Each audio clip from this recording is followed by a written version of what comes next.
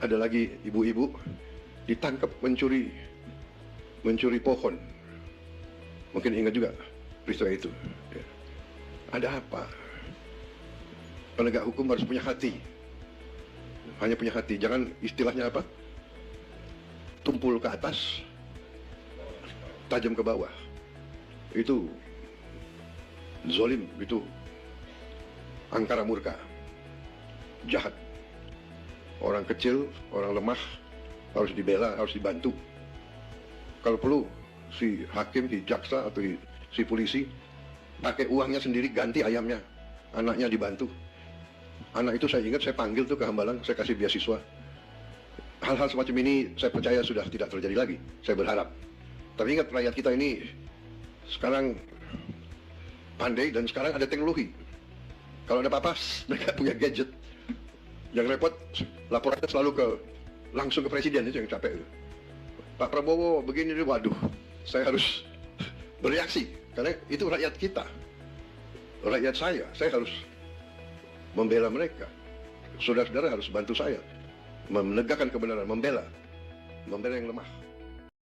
Bismillahirrahmanirrahim. Orang ini adalah orang yang sangat spesial, maka dia didahulukan penyebutannya. Kenapa? Karena kebaikannya bermanfaat bagi orang banyak. Bukankah Rasulullah SAW bersabda, khairukum anfa'ukum linnas? Sebaik-baik kalian adalah orang yang paling bermanfaat bagi masyarakat. Nah, seorang imam yang adil, dia punya rakyat yang sangat banyak. Kalau dia memutuskan, membuat keputusan hukum yang adil, betapa banyak orang yang akan mendapatkan manfaat darinya. Jutaan manusia ikut bahagia dengan keadilannya. Maka kata para ulama, dia didahulukan disebutkan daripada yang lainnya. Yang lainnya juga hebat-hebat, tapi dia yang paling hebat. Kata Ibn Rajab Al-Hambali, kenapa dia hebat? Ya, karena dua perkara yang ada pada dirinya. Pertama, dia seorang imam yang adil, berkesempatan baginya untuk meraih dunia sebanyak-banyaknya. Dia penguasa, dia presiden, dia raja. Namun ternyata dia tidak gunakan kesempatan tersebut. Yang kedua, kehebatannya, dia menahan dirinya sehingga dia berhukum dengan hukum yang adil. Ternyata hukumnya ini bermanfaat bagi orang banyak. Oleh karenanya dalil-dalil tentang keutamaan imam yang adil sangat banyak. Contohnya, saya bacakan dalam hadis Rasulullah SAW bersabda, ahlul jannati thalathatun. Sungguhnya penghuni surga ada 3. Yang pertama Rasulullah SAW sebutkan dzu sultanin muqsit, itu seorang yang memiliki kekuasaan dan dia adil. Dalam hadis yang lain kata Rasulullah SAW, ahabbun nasi ila Allah yaumal qiyamati wa aqrabuhum minhu majlisan imamun adil. Orang yang paling dicintai oleh Allah Subhanahu wa taala dan yang paling dekat dengan Allah pada hari kiamat adalah seorang pemimpin yang adil. Baik, siapa yang dimaksud dengan pemimpin yang adil? Berkata Al-Hafidz Ibnu Hajar rahimahullah dalam Fathul Bari, beliau berkata, wal muradu bihi sahibul wilayatil uzma. Yang dimaksud dengan pemimpin yang adil yaitu sang presiden atau sang penguasa yang memiliki kekuasaan yang kenegaraan. Wa yultahaqu bihi kullu man waliya syai'an min umril muslimin. Namun diikutkan juga setiap orang yang memiliki wilayah kekuasaan meskipun kecil. Oleh karenanya masuk di dalamnya gubernur, masuk di dalamnya wali kota, masuk di dalamnya bupati, kemudian Pak Lurah, Pak Camat, bahkan Pak RT, ya. Tetapi semakin luas kekuasaannya, semakin mulia di sisi Allah Subhanahu wa taala kalau dia adil. Tapi kata Ibnu Hajar rahimahullah, setiap orang yang mengatur urusan kaum muslimin, dia punya bawahan, maka dia dianggap imam. Mengatur urusan kaum muslimin. Dalam hadis yang lain Rasulullah SAW bersabda, innal muqsitina indallahi ala manabir min nur an yaminir rahman alladzina ya'dilun fi hukmihim wa ahlihim wa mawulu. Sungguhnya orang-orang yang adil di sisi Allah di atas mimbar-mimbar yang terbuat dari cahaya, berada di sisi kanan Allah Subhanahu wa taala, yaitu orang-orang yang adil dalam hukum mereka dan dalam keluarga mereka dan dalam urusan yang diserahkan kepada mereka.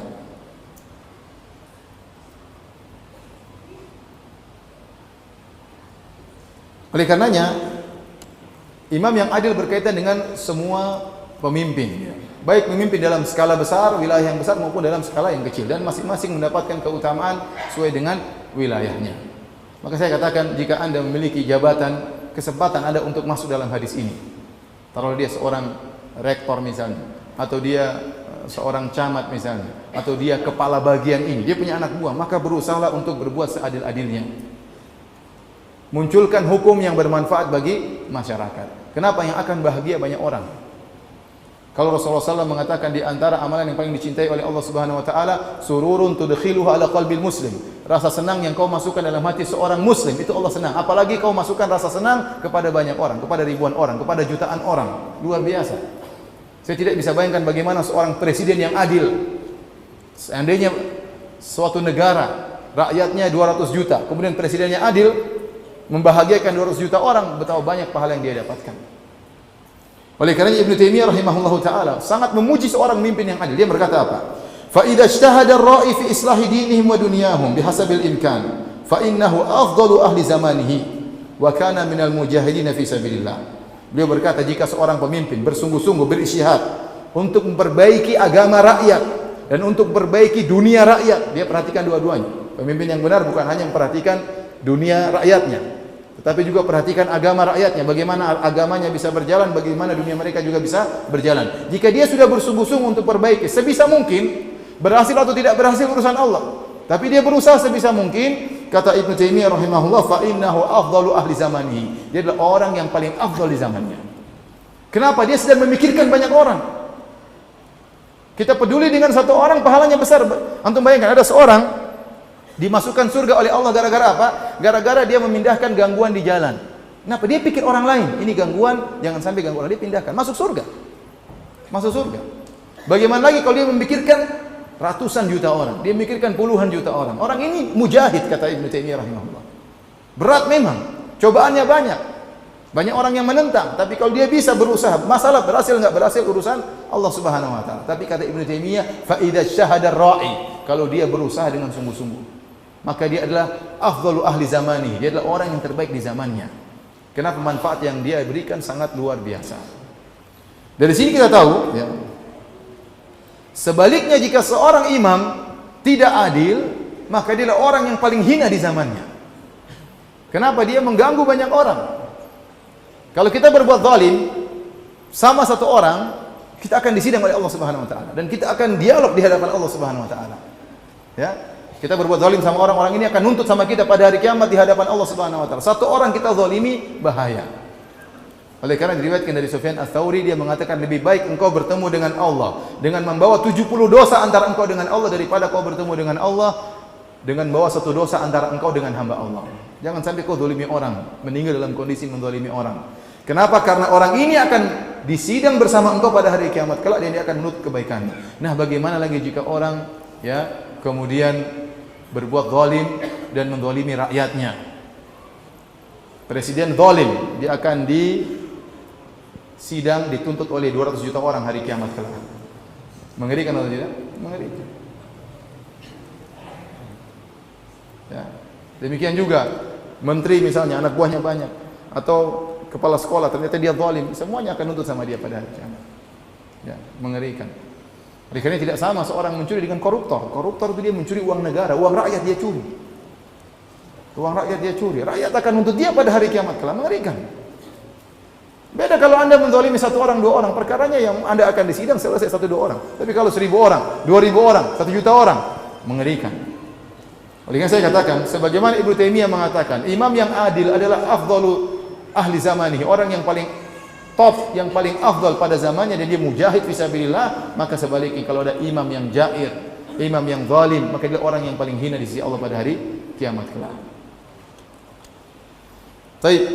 Oleh karenanya datang ancaman-ancaman dari Nabi sallallahu alaihi wasallam.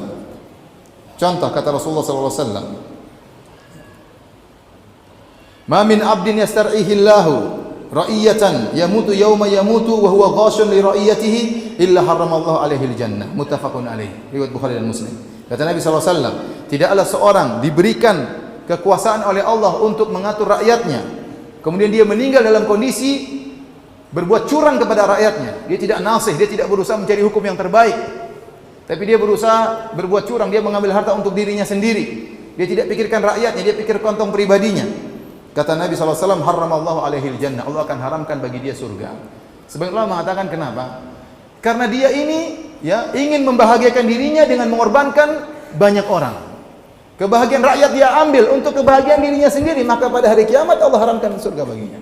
Masuk neraka jahanam. Ya. Ini ancaman yang ngeri dari Nabi SAW. Rasulullah SAW juga bersabda, "Inna rijalan yatakhawwaduna fi malillahi bighairi haqqin, falahumun naru yaumal qiyamah." Sebagian orang mereka mengolah uang negara dengan cara yang batil, tidak benar, bagi mereka neraka jahanam, bagi mereka neraka jahanam. Kata Rasulullah SAW. Makanya ikhwan, kalau Anda berkesempatan, diberi kesempatan oleh Allah untuk menjadi pejabat, untuk menjadi kepala bagian, gunakan kesempatan ini agar Anda bisa masuk dalam hadis ini, menjadi pemimpin yang adil. Jadi selama Anda punya bawahan, punya anak buah, berarti Anda berkesempatan untuk masuk dalam hadis ini.